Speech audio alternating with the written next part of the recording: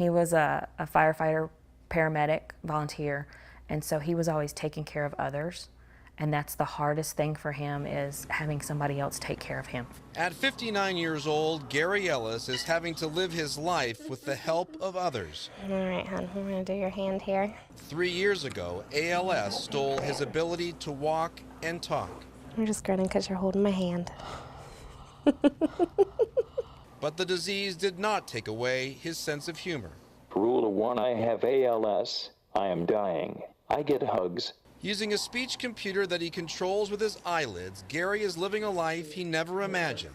It began with slurred speech that continued to get worse.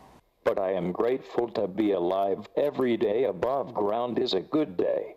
I continue to be amazed by the love and support by family and friends. His wife Pam says she's proud of the public's newfound interest in ALS, a disease that destroys nerve cells to the brain.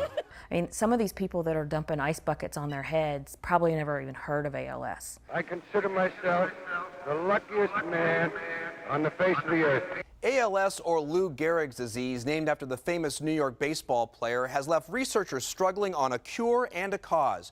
More than 70 years since his death, researchers say the average life expectancy for someone diagnosed with ALS remains just 3 to 5 years. And I think the reason for that is basically that it's a lot more complicated disease than anybody thought 80 years ago.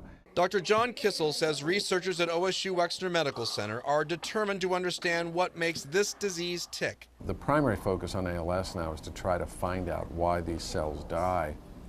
But I think with that work is going on with the idea that that will give us a hint on how to treat it.